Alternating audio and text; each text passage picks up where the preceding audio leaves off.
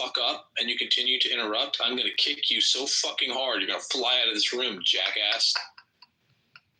Jesus Christ. So, you fucking Arab nigger. There it is. Thank you. I hope. All right. So welcome back to Clubhouse. Thank you. Well, it's good to be back. I've completely lost my train of thought, but I'm going to see if I can't find it and get back on. You have an issue. There's not a consistent uniform enforcement of the law. Take the apocryphal narrative of the American Revolution, right? The colonists, those wealthy, well-educated individuals who ultimately come together to lead the American Revolution as we tell the story, they would not have been concerned with any kind of tariff, any kind of taxes, if they were not consistently and uniformly enforced. They would have gone along and gotten along and found their ways to make their money. The reason that it led to them revolting is because the law was consistently and uniformly enforced. The Crown was enforcing this law, and they were doing it consistently and uniformly. Right, and what we're seeing now is a lot of shock contemporarily and I'm reading an article. I was reading an article earlier this morning. It's still open here. It's from Financial Times. Trump's cataclysmic damage is going way beyond tariffs, right? And it's this completely hysterical piece that's absolutely unhinged. But it was recommended by somebody who I consider to be intelligent and well-educated and prescient. And that kind of, this idea is, we're shocked by the consistent and uniform enforcement of law, which is a real. It's terrifying. The entire idea of civilization depends on the consistent and uniform enforcement of law. I agree. So like I said, I don't think that we disagree. I think that I just wanted to take an opportunity to insert that the real underlying problem is the consistent and uniform enforcement of the law, because the law, no matter how egregious it may be, no matter how restrictive, no matter how liberal, if it is consistently and uniformly enforced, we'll have it will create the necessary change. It will drive the necessary revolution, in this cycle, and what we hope is a progressive cycle towards, something like the maximal amount of freedom allowable for every individual that does not detract from the prosperity and wealth of every other individual unfairly. Yeah, I don't disagree. Yeah. I think in summation now, I think this DEI thing is on a spectrum. And I think that's problematic that it's not, that there's no consistency. Again, so here's my last point on this is in two examples. One is if I own a small or mid-sized business, right? And I want to hire, I don't necessarily think it's bad that, I will disproportionately put out effort as the business owner to go seek out qualified, diverse candidates in order to establish, equitable opportunities. Right. If I want to, we're not really talking. I understand everything that you're saying. And so I would say, right. I would say in the most simple terms, right. That's the DEI policy in which I'm going to enact in my business of 20 people. Right. If I can get all these qualified people in my suburb, but it takes me just a little bit more to go to the next city to go find some talented people. Right. That's my DEI. Right. Yeah, your idea is, I completely understand what you're saying, and I completely understand the criticism, and I agree 100% with the criticism.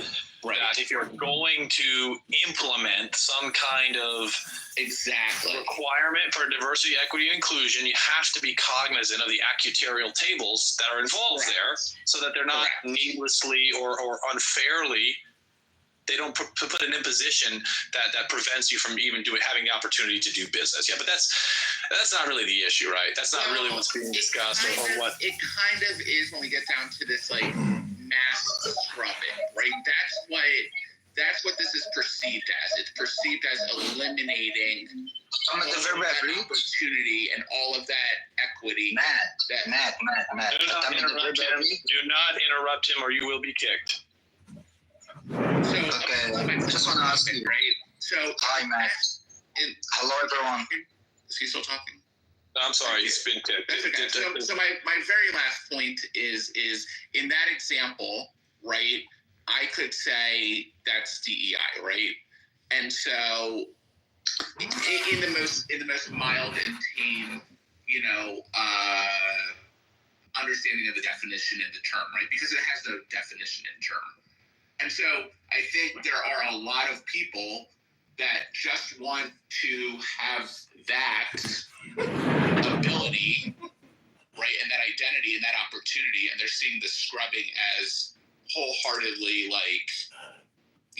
denying a huge amount of people that particular effort. Does that make sense? Yeah, everything that you said makes sense to me, but I want to be clear. There's not a philosophical. There's not a realm where you can argue that we believe in liberal democracy, and a component of it is inherently diversity, equity, and inclusion initiatives. The idea that you can have a liberal democracy, but there's also a requirement that whatever governance form emerges from the liberal democratic consensus must impose requirements on each individual to force them to pursue diversity, equity, and inclusion is preposterous. That's inconsistent. Well, here's what I would say to that. I would say, in an idealistic manner, again, very strongly, idealistically, I agree with you. It's not in human nature to do so, and therefore, It's not only that. Hold on. I'm having a conversation with Matt right now. All right, Matt. So and because it's not in human nature inherently, and it's going to leave people behind that don't deservingly, right? No, that's not right. That's not right. You don't get to look at liberal democracy and say that it's not liberal democracy if there is a top-down imposition of identifying minority individuals and assigning them special protected status.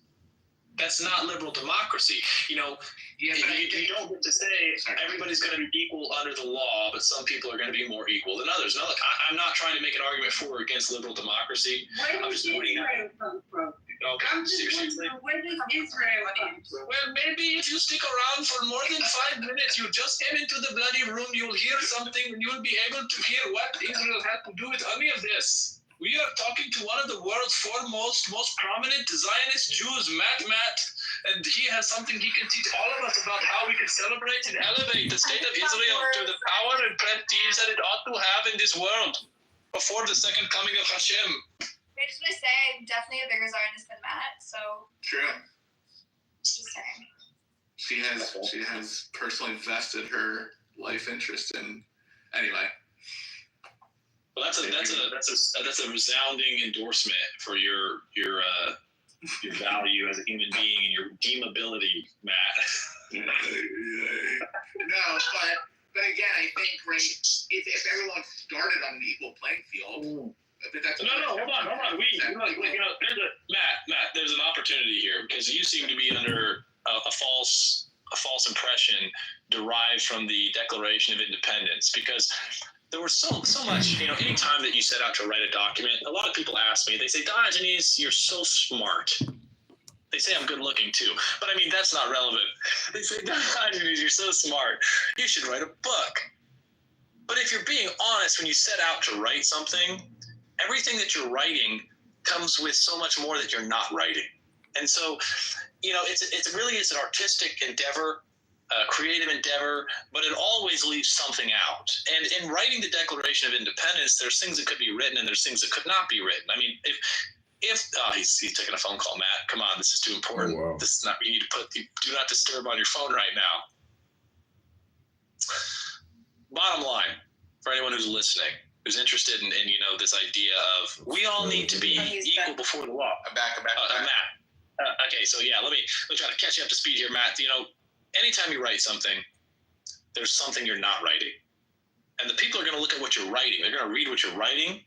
They're not going to be reading what you're not writing. But this is why it's so important that you know the audience, right? Because there's things you can't write. If the people were writing out all of their grievances to the Crown, they would have been collecting signatures. They would have been writing. They would have, until their hands were cramping, and they would have never submitted a document. At some point, someone had to come in and say, look, there's things we're going to say, there's things we're not going to say. We're not going to be able to put it all into writing. And when they said, we hold these truths to be self-evident that all men are created equal, they clearly did not believe that. No one would have taken that to mean what it was interpreted to mean in contemporary America. They never intended to say that everyone is equal, even before the law, because they certainly recognized that the legal status of a man could differ. Right, but that doesn't necessarily mean that we should not try something to in the implementation and the practicality. Are you trying to suggest that we should it sounds like you're trying to suggest that we should legislate charity. No, Exactly what he sounded like. Mati. What wrong with you? Son, don't interrupt, Oh, please. no! I'm not saying that we should legislate. Sig with his fresh haircut and his big bright red Trump hoodie. Look at this. What's up? What's going on, my nigga? Hey, I hope that you're engaging in your local community, doing door-to-door. What do they call it? Re-immigration raids. I'm glad that you're happy about the Trump victory, Sig. We got bigger problems, though. I'm concerned. Yeah, hey, look, better than that fucking bitch. Look, I got to work with what we got, bro. It is what it is, so better than that fucking bitch off. Yeah. Matt had a good take on that essentially one way or the other, you were getting leadership that supports Israel without question. You're getting diversity, equity, and inclusion without question. And the real concern has always been, how do we engage in our local communities in a way that is going to result in consistent and uniform enforcement of the law? Because I have no fear that if the law is consistently and uniformly enforced at the local level, the state level, and at the federal level, then I will have no problem in persuading the people around me to act in unison with me to improve our situation.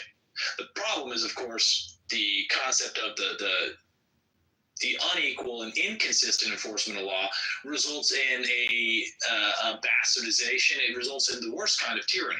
It results in a situation where you don't know what is right and wrong, and you have to just be servile and keep your head down. Or worse, you have to try and align yourself with whatever party you see as being in power, regardless of their principles or their integrity, because principles and integrity don't matter when the law is not consistently and uniformly enforced.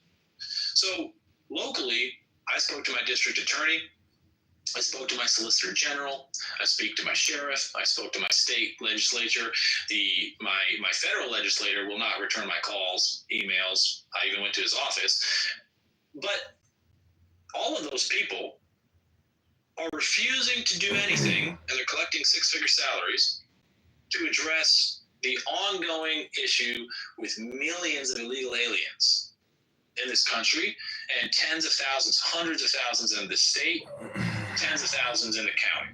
They're not doing anything about it. They don't have any intention of doing anything about it.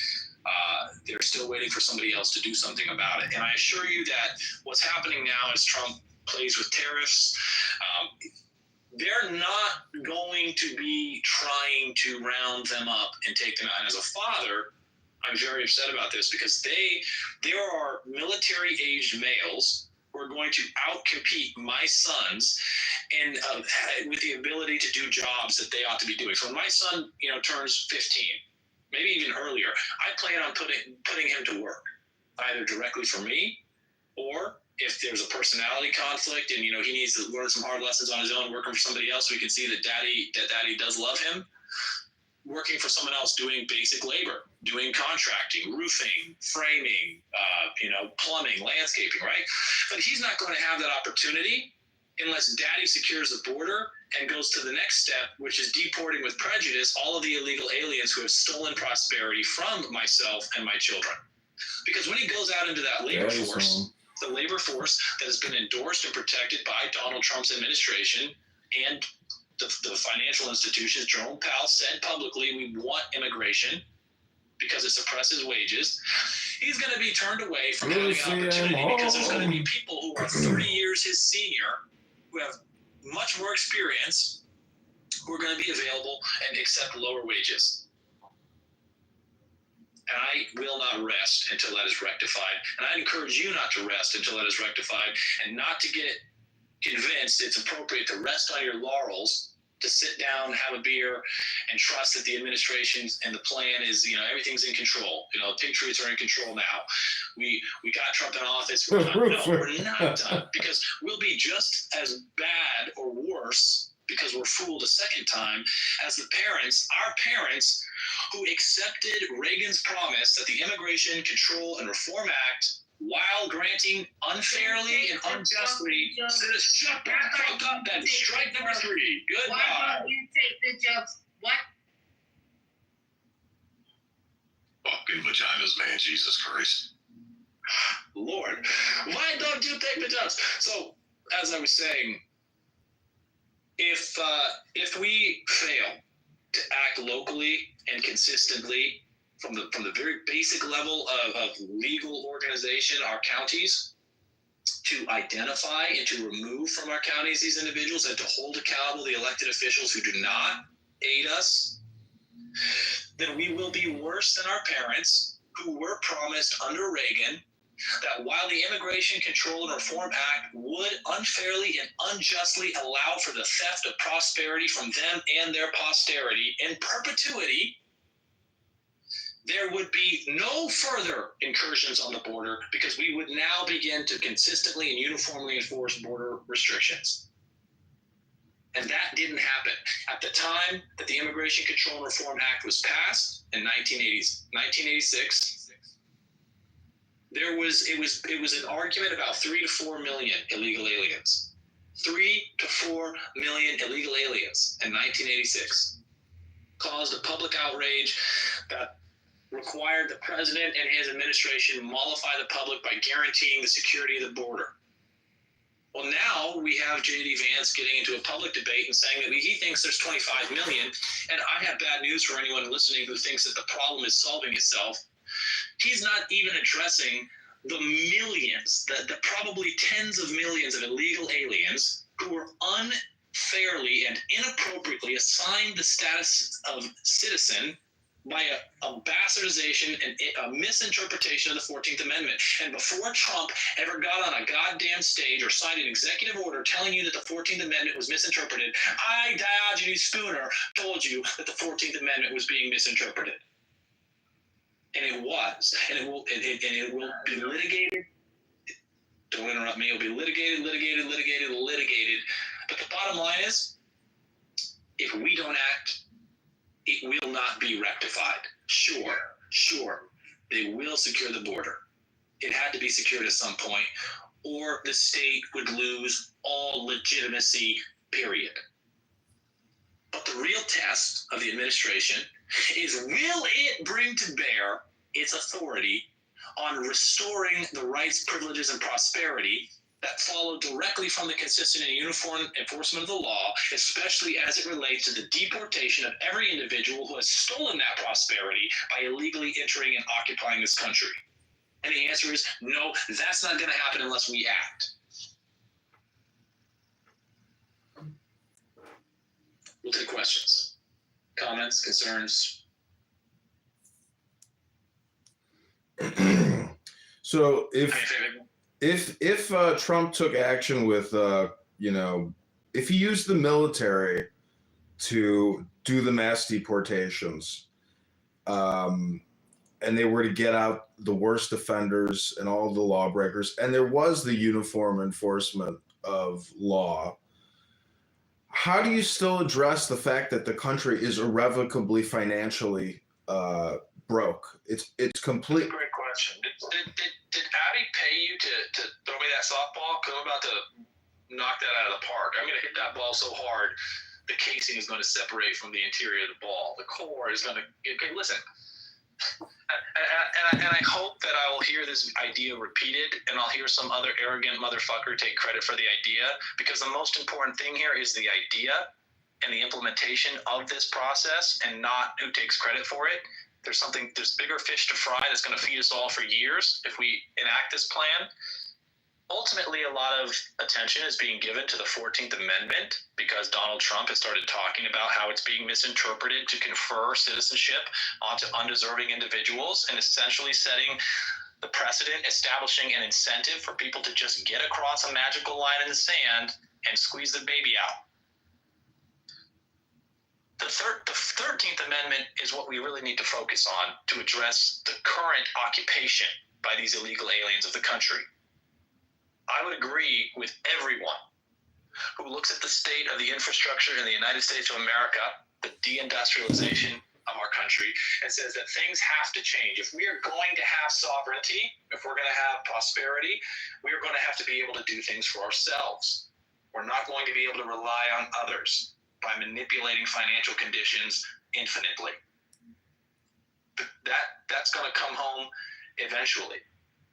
So we have a labor pool. We have a massive labor pool, and I think it's beyond debate that labor pool is, by and large, a massive fraction of it is illegal aliens. But the great thing about violating the law, as is clear in the 13th Amendment, is you don't have rights as a citizen. You don't have rights at all if you're an illegal alien, but to the extent that there are bleeding hearts everywhere who believe that these illegal aliens somehow ought to have rights, we all agree, and it is necessary, it is a foundational element of civilization that when you violate the law, you give up your rights. At the point that you violate the law, you've given up your rights. Now, this is codified in the 13th Amendment as it pertains to violating the law, wherein the 13th Amendment clearly states that slavery is outlawed, with the exception of individuals who, through due process, have been duly convicted. Are you seeing where I'm going with this? I hope the idea is starting to emerge out of the haze of your mind, the haze that was intentionally created by people like Tom Homan and everyone in Donald Trump's administration, who has conferred repeatedly this idea that we cannot afford the economic cost to deport people who are here illegally. We as a state can't afford to consistently and uniformly enforce the law, and I won't address that is an admission of illegitimacy. I'll just focus on the idea that I hope to bring fully into your vision here, which is that ultimately the 13th Amendment says if you committed a crime, you are allowed to be enslaved by the state. So how can we have a problem of cost when the 13th Amendment constitutionally grants the power for the states, for the counties, to duly convict criminals who illegally entered the country and to put them to work on our infrastructure, put them to work on our farms, put them to work on our buildings. But instead of the direct profit being collected by private entities who are illegally employing them, all of the benefits of that labor are now conferred directly on the county, directly on the state, directly on the nation. And best yet, a fraction of all of their work will go towards their repatriation to their home countries when we have finished with their slavery. It's never been a question of whether or not we can afford to do this. It's all about creating a smokescreen and obscuring the reality from you, which is that we need no one but ourselves to create the conditions for prosperity. Does that answer your question? Well, if you go to usdebtclock.org and you do just a brief financial analysis of the balance sheet and future liabilities, it is so irrevocably financially broken because all of these people in the next 5 to 10 years are going to be retiring, and the replacements are so inferior to the current working class of baby boomers running this network that believing that Trump and Elon are nothing but they're just grifters. I have been doing an incredible analysis of Elon Musk, And last night, after holding his Doge meeting, he goes into his other room called the Conversation under Adrian Dittman, and he says his greatest power is his autism and his penis. The man's fucking retarded. He's a grifter. He's a charlatan, but he's not wrong. The government, USAID, the FBI, the CIA, the NSA, every fucking agency's fucked up. Trump needs to shut the whole fucking thing down. Hold on. So let's not get too carried away. Ultimately, yeah, there isn't anyone who has been elected to any public office, well, most public offices, but certainly federal offices, who's interested in the consistent and uniform enforcement of law, because you don't take your salary for staying at home, if you don't have to. If you does that make it? I mean, you don't. Why would you do something you're not being paid to do? You're not paying them to enforce the law. When they fail to enforce the law, you don't hold them accountable. You still vote for them. You voted for Donald Trump. You voted for Biden. You voted for Bush. You voted for people who never consistently and uniformly enforced the law, and you consistently proved your willingness to accept excuses for the failure to consistently and uniformly enforce the law. Why would they start consistently and uniformly enforcing the law now? So when you see the enforcement of the law, you can't look at it as if, well, suddenly we're back, baby. Now the law is going to be consistently and uniformly enforced, because we know through repeated observation that that's not what they do. They enforce laws selectively to attain objectives that are often hidden from us. Elon Musk, Donald Trump, they're essentially puppets, but they are working to reset the financial system. I don't know if people are paying attention to the headlines that, oh, I've got to take this call. I'm sorry. You guys argue amongst yourselves. I'll be back soon.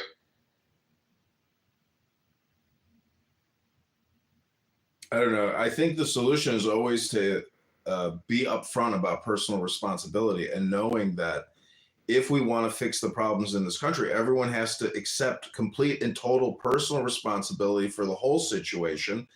I think that the country got seriously fucked up on 9/11 because we overreacted to essentially a false flag, and we're now $40 trillion in debt with hundreds of trillions in unfunded pension liabilities.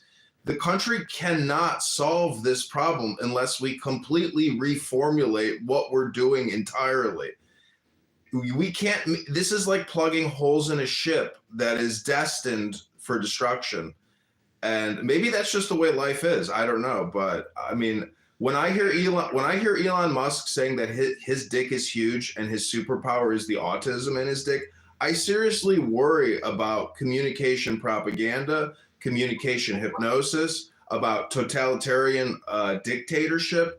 But I believe in dictatorship to a certain extent. I just don't think we're being extremist enough. I don't think we're being radical enough. I don't think we're being greedy enough. I don't think we're being patriotic enough. I think every day in every way, every fat fucking pig continues to lie and take their fucking salaries from a completely bankrupt government, from organizations that are essentially, and businesses that only exist because your government keeps giving them contracts for their products and services. There's no real competition because the government funds everything. All of life, all of reality comes out of the tit of debt, and from our government borrowing to pay Peter, to pay Paul, to pay you. The whole system is a fraud. Well, right. That's just it. There's only been a very small number of politicians, right? That's what they are, first and foremost, are willing to put greater good in front of themselves. Right, and if you're going to do something that's going to be disruptive, right, you're going to lose potentially some or a significant number of your base, and no politician is willing to do that. And so here we are. We plug away, and we plug holes. Right, that's we do just enough to say we're doing something, but. Right, everything else is off the table. This is a bigger problem than an individual. Yeah, the bigger problem is us. We the people. it's not, right? Because the bigger problem, like, who's gonna do it? It's our job, man. We're too fat, lazy, demoralized, dumb. But like, you don't want that job, right? Dude, it's not about if you want a job. It's No, that job. Do you want the job of like that leadership role? Like, do you want that? You're talking on a personal level, or you're talking about as far as people? Yeah, but also extrapolating like any individual. Like that's why the pool of candidates suck. The pool of candidates suck because they're nobody's smart, nobody's willing to do what needs to get done, and whoever is capable of doing that is too smart to get themselves involved in all the crap, right? The system has failed any individual that actually even has a capability or desire to do this successfully. I agree 100%. The people who are most capable of doing it, there's making way more money doing other things with a lot less headache and a lot less stress. Yeah, they're not going to step to the plate. Yeah. They're not going to step to the Well, plate the whole because- system gets thrown into chaos when they stop the flow of money. That's the problem, is every second we're creating, go to usdebtclock.org and actually spend 30 minutes analyzing that site. There's so much inferences you can make. You can even throw it into ChatGPT and do cost projections and calculations.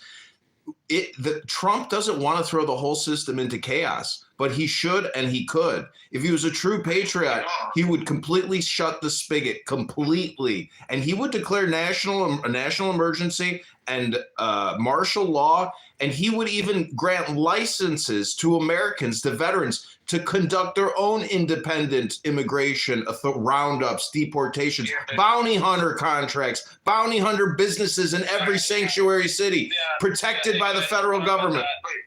Yeah, sorry about that. And just real quick, because I want to jump in on what Lao Tzu was saying, he's absolutely correct. If there was any interest in consistently and uniformly enforcing the law, especially as it pertains to immigration, that's right, there's not. But if there was, we would see things exactly like what Lao Tzu just proposed. There's so many methods.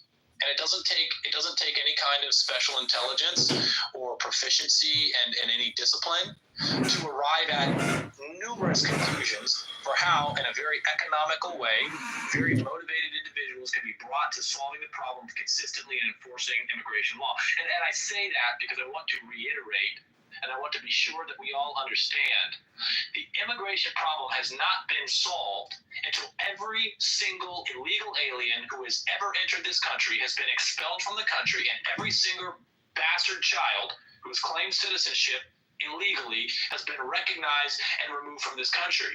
And every single employer who knowingly and willfully employed illegal aliens is stripped of their capacity to ever hire again. And they are required to pay remunerations to myself, every other American citizen, to our children, and how the ideas don't stop. But let's be clear. There is no substitute for the consistent and uniform enforcement of the law. And when a crime has been committed, the ill-gotten gains of that crime must not remain with the criminal. They must be seized, and they must be restored to the public, to the individuals who had that prosperity stolen from them, that property taken from them by the criminal. But I think you're looking at a tree and not the forest, right? The same could be said about any of the largest pillars of American institutions, right? Immigration, healthcare, the economy, education, et cetera, et cetera, et cetera. The largest, the banking, right? Anything, right? Nobody is willing to put any of those things first ahead of themselves, who is in a position of power to do so. No, Matt, what you're talking about. Because they will disrupt their base, their political. No, that's not true, Matt. And you've been here the longest. And so I'm struck that you did not understand what I had said earlier, which is that I gave you do you remember my bringing out the apocryphal narrative of the American Revolution? I understand your consternation. You know that what kind of tempest is wrought by the consistent and uniform enforcement of the law. And I propose to you, with absolute certainty, that when the law is consistently and uniformly enforced, that pressure causes the revolution that will result in a more beneficial outcome for everyone involved, because at least you will know where you stand, and even if you stand on the wrong side of history, you will stand there with integrity and principle, because the crucible has burned up all of the waste, all of the fraud, and now we clearly see who our friends and enemies are. I agree. No one's willing to do that now. They're not willing to because they're not forced to, and they're not forced to because of our inaction. Because we, in ourselves, are unwilling to face that choice. We quail before the choice to decide, to be consistent, to be uniform, and to hold accountable our elected officers who enrich themselves by our indecision, by our inaction, by our cowardice. Yeah, right. I agree. You leapfrogged my point to the next. So that was continuously occupied because of a foggy motherfucker. No, I'm proud that you did that. I think that was a good leap. You took it to the next level, and I agree with you there. We're gonna go all the way. Right. Sure. So we need to be involved directly, politically, constantly. Tonight I'm going to a little get together. I am. Supposed to be veterans get together. Where's my plane ticket? Send it directly to me, or you can send it through an intermediary if you don't feel safe. I wouldn't want Joe to be upset when he sees the credit card transaction. Going to a little get together, okay? And there's gonna be veterans there. It's a veteran focused get together. Where are we going? We're going to talk with some veterans, and we're gonna try and bite our tongue. We're gonna try and bite our tongue, because the issue is that you've got these people flying these flags that say "Don't tread on me," who regularly stand by and watch others tread on, and cower before the power of the federal government's. What is the word I'm looking for? The government's unequal and inconsistent enforcement of the law. There's selective enforcement of the law, right? And there could be no greater harm to the rule of law than its selective enforcement. And this is a fact that seems lost on the public at large. But it must be reiterated that the law is not legitimate when it is only selectively enforced. You want to talk about egregious, tyrannical, unjust and unfair government acts. You want to talk about, all of the things that the blacks, the women, the minorities act like are being visited on them. There could be no greater crime than for the public enforcement of law to be selective and unequal and inconsistent. Because I assure each and every one of you who thinks, well, what would happen? The fact that you haven't even considered what would happen if the law was consistently and uniformly enforced to the letter tells you everything you need to know. When everything else you've tried has failed, the thing you haven't tried is the solution. And the thing we haven't tried is to demand all of these ridiculous pieces of legislation that absolutely conflict with one another in so many ways be enforced, so that we can stand back and watch the system crash. It is perfectly analogous to programming, where as a program develops and more code is added to the program, it becomes excessively large, it becomes cumbersome, it is no longer efficient, it requires greater and greater processing power to operate it, to actually run the program for the desired outcome. So based on a lie, And at some point, it starts to crash. There's no coming back. At first it crashes every once in a while because code sections are demanding resources that cannot be shared. They cannot be reallocated. They cannot solve the conflict. And eventually the program becomes unusable. And so when you force the government at every level to enforce each and every piece of its ridiculous legislation, it will finally be forced into conflict with itself, and it will crash. And we will be there to pick up the pieces to make the new laws that might seem best for us and our prosperity and our posterity. And this is the only way forward. It'll And never it happen. requires action. It'll never happen. I'm going to kick you the next time you say that, and I will never allow you to speak again until you publicly apologize for making such ridiculous claims that it will never happen. It will never happen as long as people believe someone else is going to solve the problem. As long as people believe that the election of Donald Trump signals the beginning of the restitution of democracy, it will never happen.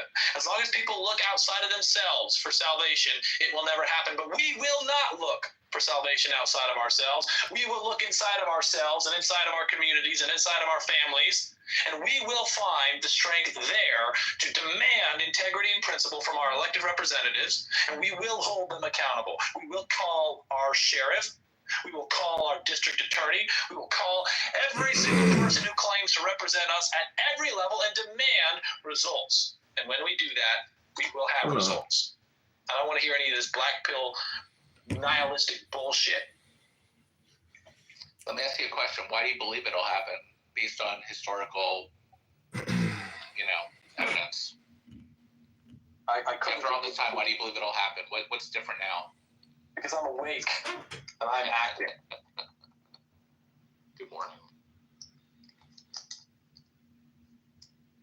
Can I just say that I fear that Donald Trump is actually not aggressive enough, not dynamic enough, that Stephen Miller and other individuals won't be selfish enough for America, greedy enough for America, patriotic enough for America? You're implying something that you should have never, that you should never imply. Donald Trump, that's what he's saying, and I agree. No, that's not what he's saying. What he's saying, he's implying it needs to be addressed. And he's implying that even if he was aggressive enough, that his heart is in the right place, that his intentions are the restitution. Like you're actually believing the rhetoric that Donald Trump wants to put Americans first. He does not. He has vested financial and personal interests that have nothing to do with the consistent and uniform enforcement of the law. Donald Trump got on a stage in 2015 and said something that ought to have immediately disqualified him for every intelligent American who believes in the consistent and uniform enforcement of the law. He got on a stage and he said, I enrich myself by flagrantly violating federal law, and I'm going to continue to do it until somebody stops me. But the people that voted for him are objectively not intelligent. It's irrelevant. It's irrelevant. That's not. But you said you the talked level about of intelligence. How do you know they're not subjectively intelligent, Matt? The level of intelligence of his voters is not relevant to the fact that he made a statement that he does not care about the any intelligent person should have dismissed him. And so that's correct. That's correct. Any intelligent person should have dismissed him, and they did not dismiss him, which makes it abundantly clear. Because they're not intelligent. No, I'm saying the intelligent people. Matt, stop interrupting me. Him. Stop interrupting me. The implication, Lazu is making the implication that the issue could possibly be that Donald Trump is not aggressive enough. But it wouldn't matter how aggressive Donald Trump was. That is not going to solve our primary problem because he doesn't have any interest. All of that aggression would be for naught. His agenda is not the consistent and uniform enforcement of law in this country. And that is the sole reason you elect officers to the presidency. That is the primary duty and responsibility of are complete idiots. That's right. They are complete idiots. And so unless we act locally, unless we get out and act, because we are not idiots. We are geniuses. We are five-head, 150 IQ, woke motherfuckers who understand what is right and wrong. We understand principle. We understand truth. And we understand why civilization depends on consistent and uniform enforcement of law, and all else is fraud, deception, and grift. Hi, I'd like to interrupt Matt, and I would like to offer anyone in this room a free pocket-sized Constitution and a .357 Magnum and 10 rounds. I will personally ship it to you. Just hit me up in the DMs. It's called the Constitution Keepers. It's a new organization I started. You're going to jail, buddy! Yeah, guys, hit him up. He's going to send you to federal pound-in-the-ass prison for several years. Great idea, guys. Just DM him your address, your legal name, a picture. So the point is, you keep saying enforcement of laws. The point is, we have too many laws. It's insane. But again, I can't urge. Everybody has to go to us.clock.org and see that there are 226 trillion in unfunded liabilities. That's 700,000 for you individually. You're already beyond bankrupt, and you don't know it. We just don't feel it yet because this empire is that big. But I don't know. Maybe we just keep kicking the can down the road. Then why do we care? Because Trump and Elon Musk say this is the moment. This is the only window we have to stop pussies like you and all the LGBTQ and all the trans and all the schwartz and all the cocksucking motherfuckers that ruin everything because they're fucking ignorant fucks. Their culture sucks. The country sucks. If Trump was a real leader, he would recall the whole military today and take the fucking country over, state by state, arrest by arrest, and do it from a fucking war bunker. If that's what I hope it comes to. I hope there's nuclear war. I hope Trump takes back America. I hope the whole fucking scam stops today, but it won't. I mean that from the bottom of my heart. I mean that from the bottom of my heart. Yeah. I mean, yeah. Listen, Matt, do you know businesses in my neighborhood get taken over every night, broken into? The police don't run stings and operations and executions. There's no capital punishment in this country. We're completely bankrupt. The whole system's fucked up. You just don't know it yet. Hold on. Loud. Give me 1 moment, because he asked a question, and I want to clarify that you did provide him an answer, lest he run away from this, believing that he was never satisfactorily answered. He asked, why does it matter? He's making the point that there's good evidence that this country is essentially bankrupt. And if you think that participating in this country, being a citizen of this country, having a primary allegiance and loyalty to this country is somehow consistent with not being concerned about the economic status, the fact that we are in essence in a default, then let me clarify that we are in fact in a state of default. And they're not going to run to the presses with this information, but they have quietly, for those that pay attention, for those that are in the know, for those that have assets to protect, release the relevant information about the financial status of this country. Ultimately, the Federal Reserve is required by law to remit revenues to the Treasury, which is to say that where the Federal Reserve has its power to purchase things on the open market, things like mortgage-backed securities, treasuries, it buys treasuries, that's right. The purchase of a treasury is a net revenue-generating event because it is a promise by the government to receive your investment plus a percentage after a given period of time has elapsed. Many people don't know this, but the Treasury has agreed to, the Federal Reserve has agreed to buy treasuries. And then, when the government is not able to pay, to forego requiring the payment thereof. Do you know what that's called, ladies and gentlemen? That is a fucking bankruptcy. That is a default. That is a failure to pay your obligations. So you have a central bank that is printing money out of thin air with no backing to buy treasuries, thereby sending the funny money directly to the Treasury to spend that doesn't really exist and is not backed by anything. And even the free money they're getting from the Federal Reserve cannot induce enough tax receipts or enough investment in the country from other currencies to result in a net revenue that could allow them to pay off their debt to the Treasury or the Federal Reserve. So the Federal Reserve has agreed we're not going to call their debt. It doesn't make us solvent. The fucking country is bankrupt. They use the excuse of COVID to say that banks are no longer going to be required to have any kind of reserves.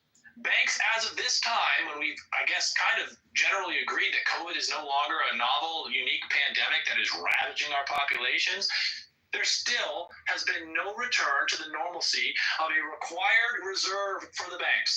Look it up. Go Google it right now. What are the reserve requirements for banks in the United States? Zero! A big fucking zero! That's how much they're supposed to collateralize all of the debt that they've issued and continue to issue. We are bankrupt. The debt clock is a fucking joke. It's a shit show. I wouldn't recommend anybody go to the debt clock to get any meaningful information. So much of that is just purely speculative.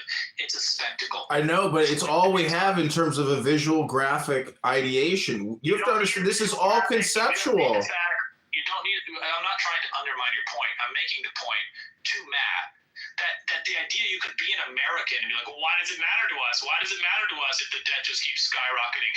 Every fact, the idea that it's $32 trillion is an indictment of our inaction, our unwillingness to act. Like, how big does that number need to be before you act, Matt? You're admitting it doesn't matter to you. you, the number could be anything. The number is already too big for me. It was too big for me when the monetary power was stripped from the people and awarded to a quasi-public, quasi-private organization who prints money based on nothing. And that's it. I'm done. That's where I leave it, and that's where I disavow. I will have nothing to do with it.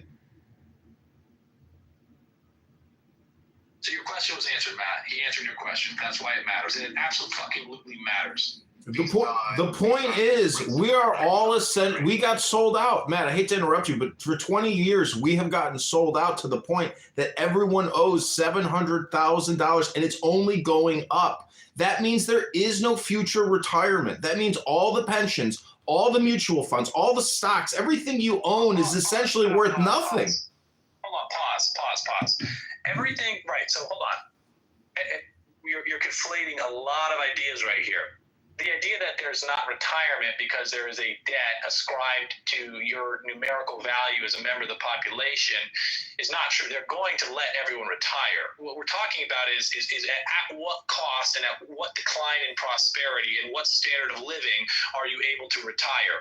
What is the actual value that ought to be ascribed to you as an inheritor of the sacrifices of the original founding stock of this country and the agreements that were made, the social contract, if it was kept? But at what point is this just principle and ideology versus like meaningful? The entire concept of civilization rests on principle and ideological basis. You don't get to say, oh, well, there's something else that the foundation of civilization is the agreement. What are the agreements upon which rest our cooperation? Full stop. That agreement that we're causing our children to become involved in, that we're involved in, without fully understanding the parameters of, is now ruthlessly exploiting us and attempting to replace us with an immigrant population that will allow itself to be thusly, ruthlessly exploited. The first and foremost concern of each and every American citizen must be the consistent and uniform enforcement of law. That is the starting point. Anyone who is not doing everything, making every effort to consistently and uniformly enforce the law is ineligible, and in fact, I would argue treasonous. You have to get involved in your community. You have to call your sheriff. You have to call your congresspeople. There's so many people who are collecting money from you. You pay taxes. And these people claim to represent you, but they couldn't be further from representing you. They hold you in contempt because you never hold them accountable. And as a child who did things I shouldn't have done, I remember the feeling of holding my authorities in contempt because they would set a law, they would set a standard, and I would defy it, and I would not be punished.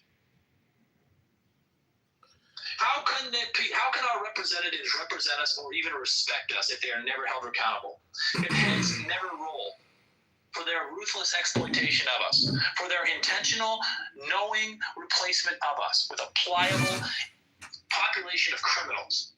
And not a criminal because they're raping and killing people, but criminals because they violated the most sacred law, that which establishes our border, to be here and occupy space in the first place. I rest my case. So what? Unless you guys, go ahead. I was going to say about the Federal Reserve, like that's the big problem, meaning that their independence, the fact that Jerome Powell can say, we'll do whatever we want to do. Then he'll say, but then he'll flip-flop and say, we'll do whatever Congress wants us to do. So the citizens of America, the Social Security number bearers, this whole ledger system, it has been, because of the Federal Reserve Act, has essentially created a double standard or a hypocrisy. And the fact is, we have to right this wrong, because otherwise we're just slaves to the Federal Reserve, to this debt, this $270 trillion. And not only that, see, everyone is technically dying faster than ever before because of Dr. Bill Gates and Dr. Fauci. So you get to reanalyze USDebtClock.org in terms of mortality tables and actuarial sciences. Maybe everything will work out because nobody's going to make it that long. Plus, there's a massive population collapse because of the ZAV. Right. Look, there's a massive population that's being brought in that doesn't feel like it's owed anything, who was never part of the original social contract that would probably result in the kind of outrage and revolution that would cause accountability and heads to roll from the people who are managing those tables and the exploitation of the population. Those people who are profligately spending and laundering that money, right? Those people, yeah, they're going to get away with it if you don't do something, because you will die from old age, from obesity. You are the least healthy population on the planet. But let's not lose sight of what the primary responsibility of those people who are hearing my voice is. It is to recognize that Donald Trump, Scott Bessent, Tom Homan, J.D. Vance, Tulsi Gabbard, Robert F. Kennedy Jr., none of these characters, none of these people are going to do anything that you do not force them to do by becoming active in your community and developing the necessary causal chain that starts in your community, in your county right now, and you need to fucking get involved. You need to call and you need to ask why it is you can't drive down the street without seeing illegal aliens. You need to develop relationships with the people in your community who will go side by side with you to ask these illegal aliens for their identification, to identify them, where they live, where they work, and not only to hold them accountable and cause them to be removed from your counties, but hold the people accountable who are employing them. Recognize and identify the businesses who are enriching themselves from exploiting and incentivizing the continued occupation by illegal aliens of this country. Funny. That's very funny because we all know. You are going to be deported. Do not redeem. You are going to be deported. I can hear you are spiritually brown. You will not have a voice in this space, sir. Please go fuck yourself. Go fuck yourself and stop your parents who fucking came on a fucking boat from Delhi. Fuck you. You'll never be American. You are fucking spiritually and physically brown, you son of a bitch.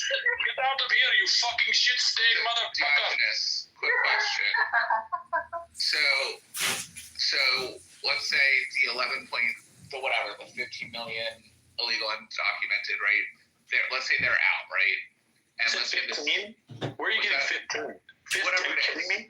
Whatever it is? Yeah. Let's say whatever it is. Literally, whatever it is. Okay, yeah, whatever it is. Let's say whatever it is, right? They're out, and we turn off the spigot from that perspective, right? So we consistently and uniformly enforce the law. Yeah, okay. In that, right? What percentage of the spigot is like still going, right? It's not the only. That's not the only. Did you say spigot? It's spigot, Hold on, Matt. hold on. Yeah, hold on. I'm confused here. What are you trying to say, Matt? You're saying. I mean, at first I think I understand you. You're saying, look, the debt is still the debt's still rolling, right? That's No. Let's be clear. Let's. I'm gonna indulge you, Matt. No, I'm gonna indulge you. You want to ask a question about Candyland? All right. I'm gonna have to ask my mod, Radfem Hitler. Please ensure that he doesn't interrupt me for the next 10 minutes. I am going to engage. Matt, go on mute like a good boy. I'm going to engage in the fantasy that Matt wants me to go into. Wait, I just want to clarify. Strike one. You can. I'm going to engage in the kind of fantastical thinking that Matt wants to engage in. Strike two.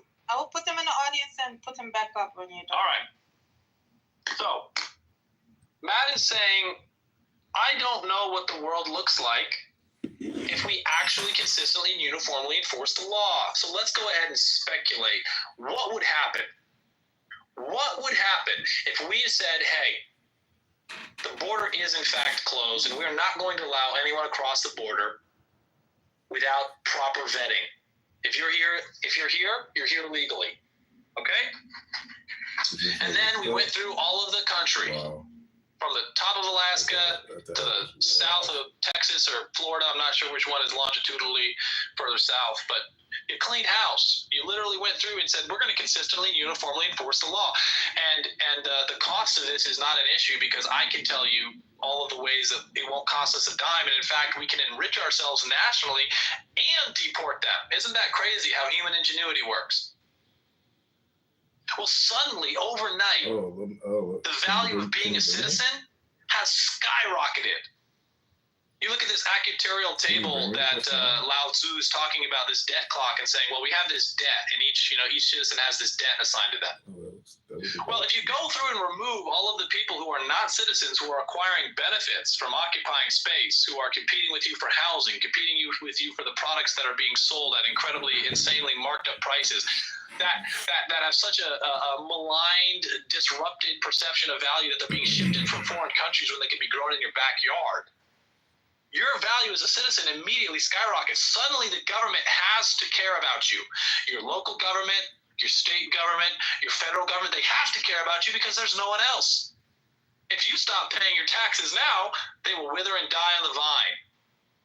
Suddenly your import and your importance, your impact, your being has become enormously powerful.